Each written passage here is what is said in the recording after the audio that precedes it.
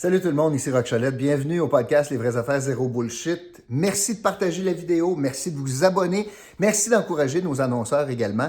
Tout ça, c'est bon pour la perpétuité de la chaîne et des vidéos, bien sûr. Alors, merci d'avance.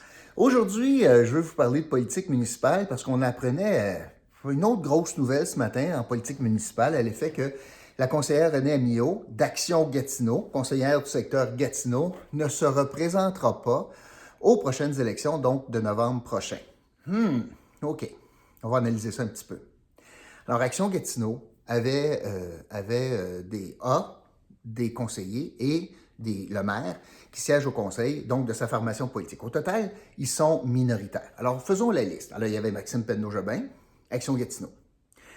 Commençons dans le secteur Hall. Il n'y avait pas Elmer, pas pantoute, pas de conseiller d'Action Gatineau. Dans le secteur Hall, ils ont Maude Marquis-Bissonnette, ils ont Isabelle Miron, ceux qui se demandent qui, ouais, vous avez raison, et il y a aussi Cédric Tessier.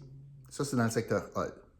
Dans le secteur Gatineau, ils avaient, bien sûr, Mme Amillot. Alors, on est rendu à combien? On est rendu à 3 dans le secteur Hall. Renée Amillot, ça fait 4. Il y avait Myriam Nadeau, ça fait 5. Et dans l'est de la ville, c'est-à-dire à Buckingham, Martin Lejeunesse, ça fait 6. Avec le maire, ça fait 7. Qu'est-ce qu'on sait depuis quelques jours? Ça a commencé. Alors, le bateau a commencé à prendre de l'eau. Le bateau d'Action Gatineau a commencé à prendre de l'eau avec Cédric Tessier, qui a annoncé qu'il quittait. Bon. Le prochain, c'était le maire qui a annoncé qu'il quittait. Après avoir gagné l'investiture, là, lui a changé d'idée. Alors, lui a décidé de quitter. Parce qu'il avait fait le tour du jardin. Là, on apprend ce matin que Mme Amillot quitte. Ne se représente pas. Puis ses raisons, c'est qu'elle veut prendre sa retraite. Elle a fait une longue carrière en santé, au CIS notamment, puis a fait 4 ans de vie politique. Puis a décidé qu'elle veut aller à la retraite. Notamment, son mari prend sa retraite cet été. Bon, puis elle veut profiter de la vie. Bon, correct. Mais quand même, un autre membre d'Action Gatineau qui quitte. On est rendu à 3. OK, continuons la liste. Il y a Maude Marquis-Bissonnette qui a dit qu'elle était peut-être intéressée à la mairie. Isabelle Miron, on ne sait pas c'est quoi ses intentions. À Gatineau, Myriam Nadeau, on entend toutes sortes de choses. On entend qu'elle pourrait se représenter dans son quartier, qu'elle pourrait quitter la vie politique ou qu'elle pourrait se présenter à la mairie également pour gagner donc la convention, l'investiture d'Action Gatineau comme candidate à la mairie. Mais elle n'a rien annoncé encore.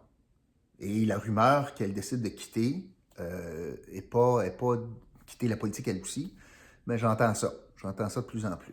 Alors ça, c'est une autre. L'autre chose qu'on entend, c'est que Martin Lejeunesse, on ne sait pas, il n'y a pas rien annoncé encore, mais c'est pas évident là, quand tu es un commerçant et tu es restaurateur avec ce qu'on vit présentement. Est-ce qu'il voudrait consacrer plus de temps à son commerce? On ne sait pas. Mais qu'est-ce que ça nous dit? Alors, il était 7. Alors, c'est sûr que là, il y en a 3 qui quittent. 3 sur 7, c'est beaucoup. Ça veut dire qu'il va y avoir un renouvellement au conseil, parce qu'en plus de cela, ce qu'on apprend, c'est qu'il va y avoir probablement des gens qui ont annoncé leur départ. Alors, il y a Gilles Carpentier, il y a Jocelyn Blondin, il y a Louise Boudria qui a dit qu'il quittait, mais considérant que le maire a quitté, peut-être qu'elle va revenir sur sa décision. Le fait aussi qu'il y a un nouveau quartier, on va passer à 19 quartiers électoraux, ça veut dire qu'une personne de plus. Donc, ça veut dire qu'il y a quand même une assez bonne nouvelle pour ceux qui, comme moi, pensent qu'on a besoin d'un renouveau autour de la table du conseil. Que c'est un conseil qui n'est pas très à l'écoute, pas très branché sur les préoccupations des citoyens. Donc, ça, c'est une bonne nouvelle. Mais Action Gatineau, c'est très inquiétant. Très inquiétant pour un parti politique de voir qu'il y a quand même des joueurs majeurs qui décident d'abandonner le navire.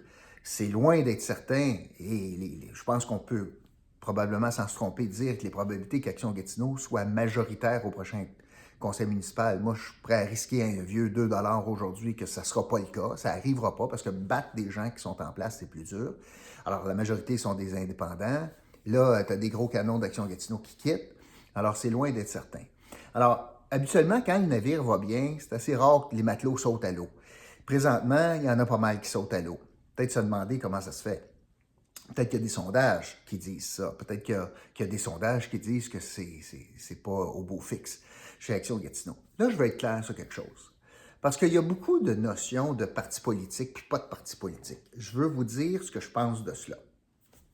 Moi, j'ai toujours été d'accord avec les partis politiques au municipal comme ailleurs. Puis je vous dis pourquoi. Un parti politique fait en sorte qu'il y a des candidats qui se présentent dans les différents quartiers avec un maire et qui proposent une vision commune sur de grands enjeux, notamment sur la question de la fiscalité, des taxes. Alors, si un parti politique dit « nous autres, on veut geler les taxes », puis la majorité des membres sont élus, bien, ils sont redevables de leur programme. Ils se sont fait élire en campagne électorale sur une base de « on va geler les taxes ». C'est facile ensuite de les tenir responsables, donc de livrer cette promesse-là. Si ce n'est pas le cas, si on a 18 candidats qui n'ont aucun lien entre eux, puis il y en a un qui a dit « moi, je veux avoir les taxes à 1%, puis l'autre dit « moi, je veux les augmenter de 2,1 », puis l'autre « non, il faut en mettre plus pour les infrastructures », puis il y en a un autre qui dit « moi, je veux les geler », puis l'autre dit « je veux les baisser », ultimement, là, tu ne peux pas être tenir responsable parce qu'ils ont un vote sur 19 la prochaine fois. Fait qu'en termes d'imputabilité, puis en termes de vraiment savoir qu'est-ce qui va arriver avec notre ville si ce gang-là, ce parti-là prend le pouvoir, bien, c'est vers ça qu'on va aller. Donc, par définition, moi, je n'ai pas de problème avec les partis politiques. Ce n'est pas le problème du parti politique. Le problème, c'est Action Gatineau. Action Gatineau qui est dogmatique, qui est complètement à gauche, qui est anti-développement, qui est anti-service de base, ne sont pas en politique pour parler de municipal, là. J'entendais René Amillon un matin qui disait « Ah, moi, mon rêve en politique municipale, c'était de m'attaquer aux iniquités de richesse puis aux plus vulnérables. » C'est super, elle est juste au mauvais palier, là. C'est pas avec les taxes foncières que tu fais ça. Alors, Action Gatineau a de beaux idéaux qui ne sont pas au bon palier politique. Et sur le palier politique municipal, ben, ils sont anti-développement, ils sont anti-service de base. Alors, l'enjeu n'est pas est-ce que c'est bon ou pas bon un parti politique. L'enjeu présentement, c'est que Action Gatineau, c'est pas un bon programme, qu'il soit avec un parti ou non. Mais continuons dans cette logique-là. Action Gatineau, en plus, s'est fait dire par les électeurs la dernière fois, non merci. La majorité sont des indépendants autour de la table. Alors, le programme politique d'Action Gatineau n'a pas passé la rampe. Les électeurs ont dit non merci, en grande majorité. Le problème qu'on a eu, c'est qu'on a eu des indépendants qui se sont effondrés autour de la table. Alors, quand vous me dites « Ah, c'est pas bon les partis, les indépendants, c'est bien meilleur. » Ah oui, vraiment?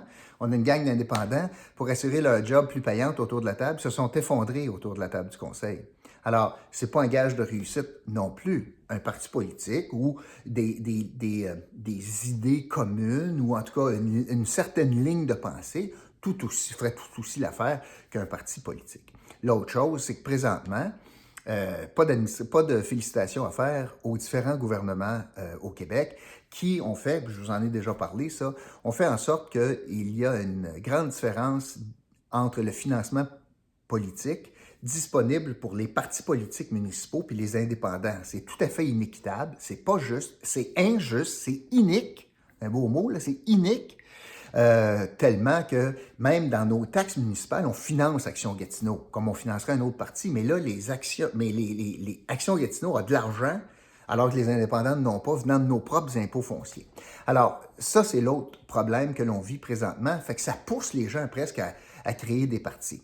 Là, ce que je sens qui s'en vient, ben, c'est qu'il y aura pas, il va y avoir Action Gatineau, puis il n'y aura pas un autre parti politique, fort probablement, qui va se présenter, parce que je pense que vous êtes nombreux à ne pas souhaiter ça. Mais je pense que si vous poussiez votre réflexion un petit peu plus, il y a pas mal plus d'avantages à avoir un parti politique, parce que, et c'est vrai aussi, c'est pas parce que tu as un parti ou pas ou tu as un gage qu'il n'y aura pas de ligne de conduite, là.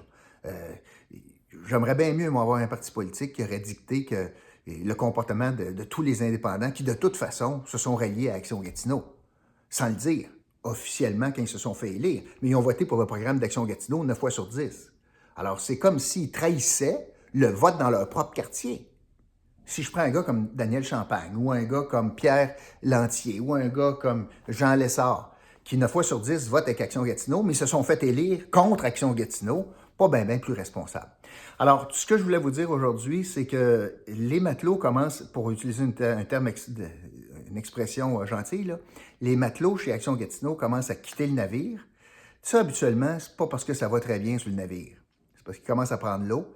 Ça veut dire qu'on va avoir beaucoup de changements au conseil municipal et on va suivre ça avec beaucoup d'intérêt. Puis ce matin, c'est René Amillot qui a dit qu'elle quittait elle aussi le navire d'Action Gatineau. Ça fait la 3e après Cédric Tessier et le maire Maxime Pedneau-Jobin. Voilà, c'est ce que je voulais vous dire. Merci d'avoir été là. Je vous retrouve bientôt pour un autre podcast. Les vraies affaires, zéro bullshit. Salut!